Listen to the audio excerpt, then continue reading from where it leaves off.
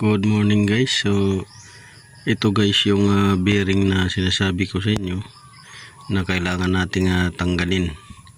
So kung napanood ninyo yung video na una, ito fast forward tayo. So panoorin nyo muna yung video na nauna. Pag napanood nyo yung guys, ito yung karugtong. So fast forward na tayo. So ito pala guys yung hub bearing nya. So kailangan yung tanggalin tong nut. So mayroon dyan na lock na tinutupi lang. Yan o. Kailangan yung itulak yan.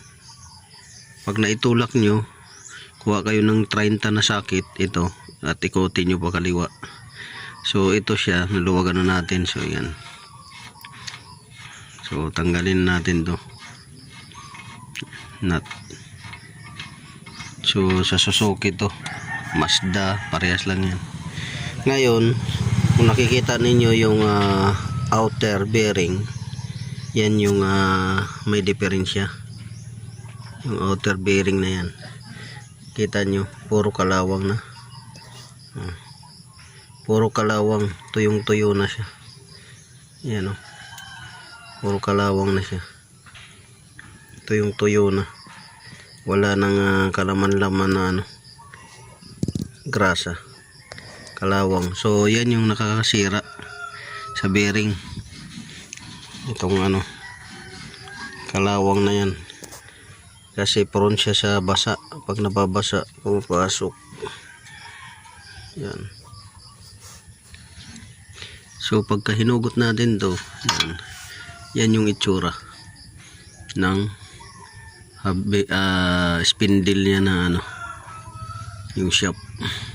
So plain lang siya, hindi siya tapered.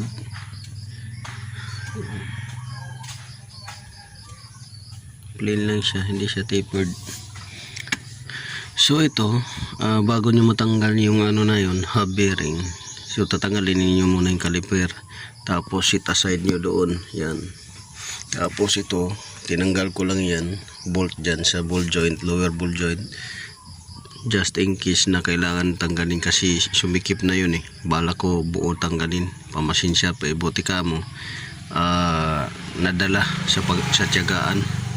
So napagtiyagaan, pati ito niluwagan ko na yan, tsaka dito, dahil nakala ko hindi ko mailabas dahil masikip at saka matigas. So dito, ayan, makikita nyo dalawang bearing yan dyan dalawang bearing. Yang sa likuran na bearing walang kalog, pero doon sa harap yan yan makikita ninyo yung bearing na yan yan umakalog yan.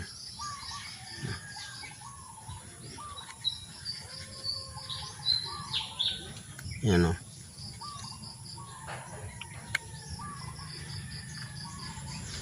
so pudpud na kasi, kumakalog-kalog na yung bearing na yan. Isa, dalawa kasi yung bearing na to. So ang natin ito ay magbibili tayo ng bearing. Yan, bili tayo ng bearing, i-press out natin to. Ang problema na ito, kung kaya pa bang i-press out to, dahil nakababad sa kalawang. So gagawin natin ito, ibabad rin natin muna sa diesel brake fluid para lumambot yung kalawang, at i-press out natin. Ang press out nito guys, dito sa inupuan nito, tutulak niya pa likod itong dalawang bearing yan isa may kanal sa gitna, yan yung hati nila. So yun,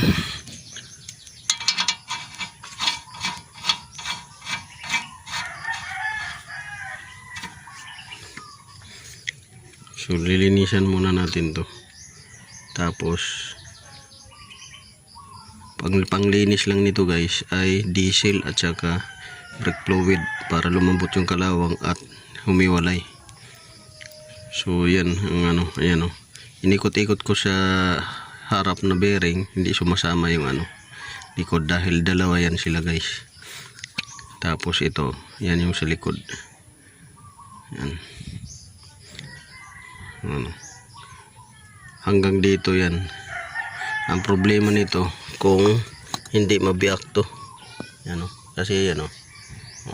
Bearing yan. Ito guys ang inner race niya, bearing. Ito yung outer. Ang problema ito kung mabibiyak tong tutid tit niya sa labas itong sa speed sensor. So subukan lang natin muna ibabad. So yun lang guys, sana nakakuha yung kunting kalaman. Kaparehas lang to ng mga Mazda, Suzuki, Daihatsu na may bearing. Good morning, God bless. Hello guys, good morning. So welcome back to my YouTube channel. This is Otoboyson. So nandito naman tayo guys sa ating workshop. Sa ating munting workshop. Yan, medyo makalat lang. Kalat pa yung ano natin, workshop. Hindi pa tayo nakapag-flooring tsaka linis. So nandun yung sasakyan sa labas. Yan. So ngayon guys, ito guys, sa past video natin na kailangan palitan natin ng wheel hub bearing, hindi tayo magpapalit ngayon ng wheel hub bearing. Hindi na wheel hub bearing ang papalitan natin guys. So ang papalitan natin ngayon ay assembly na talaga. Dahil ito, papakita ko sa inyo. So sinubukan na to guys na tanggalin at para mailabas. So ang problema ay hirap ilabas. Sinunog na yan, ganun pa rin. Blue torch na ginamitan ng ano, so ganun pa rin. Sobrang napakatigas dahil dumikit na talaga siya dito sa housing. So kita nyo naman pag yan oh, naka-tapered siya. So itong dito dapat matanggal yan. Yan. Ayan oh. Dito nakaupo yung bulitas. So ito dapat dito, yan yung kakawitan ng ating guide para tulak doon or dito. Ang problema sobrang tigas, dikit na talaga dito, siguro sa kalawang. So ito na yung bearing nya, yung sa inner. Yan, inner bearing yan, kita nyo. So winilding na lang yan. Yan, winilding para hindi dumulas yung pang ano dyan. Ang problema hindi talaga niya maitulak sa sobrang tigas. So dito yan nakalagay. At ito yung race niya doon sa ilalim. Tapos ito naman ay dito. Yan. Yan. Ito cover naman to sa labas, yung dito niya. So yan. So nag-decide tayo dahil hindi natin mailabas yan, gawa ng sobrang sikip na talaga niya, dumikit na dito sa hub niya. Ito sa hub, itong wheel bearing. So ang ginawa natin, dahil hindi na tayo mag-successful dyan, ang ginawa natin ay bumili na lang tayo ng assembly. So kung bearing lang sana, nasa 1,000 lang ang bearing. Pinakamura 900, 850. Yan, 1,000. Class A na yung 1,000 na 850. Yan mga replacement. So hindi na tayo bumili ng bearing dahil hindi na natin mailabas yung bearing din ito. So ito yung isa. So ang ginawa natin, assembly. Itong assembly, NSK Japan, nagkakahalaga lang naman to ng nasa 2,000. Pagka tinawaran mo, 950, 900, ganyan. So bumili na tayo, assembly na lang. Tapos itong sensor nya, lilipat lang natin dito. Yan, lilipat natin dyan, galing dito. So isa pa lang to guys ang nakuha natin doon sa auto supply dahil incoming pa yung isa. So pinapakita ko lang sa inyo na kung magpapalit kayo ng bearing na gaya sa mga transformer, K6A, F6A, DE52B, DE62B, yan, DE53T. Ayan. So ang gawin ninyo, assembly na lang kaysa magbabaklas pa kayo dito. Dahil ito, kung matsambahan ninyo, matatanggal ninyo. Pero kung hindi nyo matsambahan naman, hindi talaga may labas. Yan. So yan, at least nasubukan natin na matigas talaga, di may labas itong ano na to. So assembly na lang ang binili natin. Ito, salpak na lang, plug and play. Mura lang sana kung bearing, kaso di mo may labas yung lumang bearing, sumikip na siya, kinain na talagang kalawang. So ang last option mo dito ay kakatingin ng acetylene.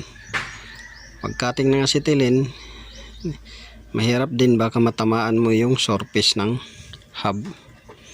So papatorno mo pa uli para mag-perfect yung circumference nya.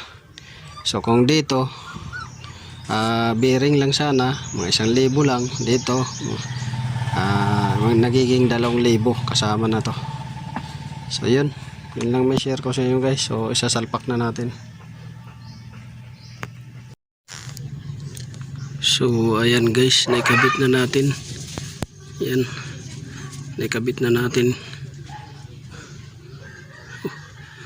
Yan o, wala na siyang alog. Dati maalog yung luma. So okay na siya. So kumpletuhin na natin to guys, para may salpak natin yung gulong. Nandito na yung mga parts na iba. Sa uli na natin.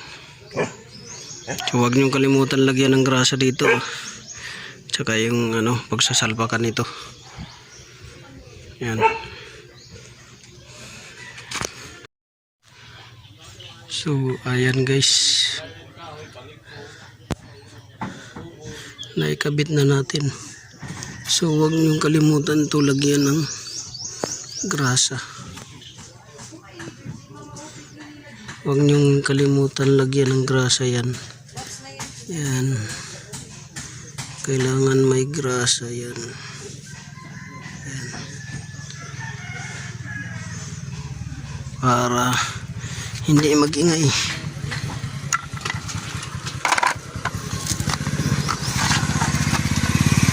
Ito, yung grasa. Yan, dahil pag walang grasa yan, magingay.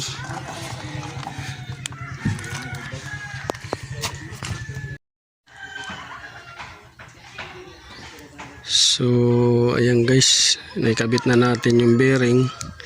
Nahigpitan na natin, partial tightening, dahil hindi pa natin pwede ibaba dahil naka jack stand pa to. So naikabit na natin. So okay na yung nya, wala na siyang alog-alog sa bearing, wala na siyang alog. Ang problema na naman nito sa manibela kasi may kabig. So ang kadalasan nito sakit pag may kabig is yung tie rod end at saka yung tie rod end inner at saka tie rod end outer. Tapos yung lower ball joint, pag walang load di mo ma-feel na maalog, pero pag may load na to saka to lalabas. Ayan o. So tie rod end. So isusunod na natin yan kasi yung bearing ang inuna natin dahil baka mawasak yung bearing. Ngayon mahirap na aberya ka sa gitna ng daan or kahit sa bundok. So yung tie rod end okay pa man yan, may kabiyahe pa, pero pagbalik na ng customer natin ayusin. So step by step lang tayo. Yun lang guys, maraming salamat.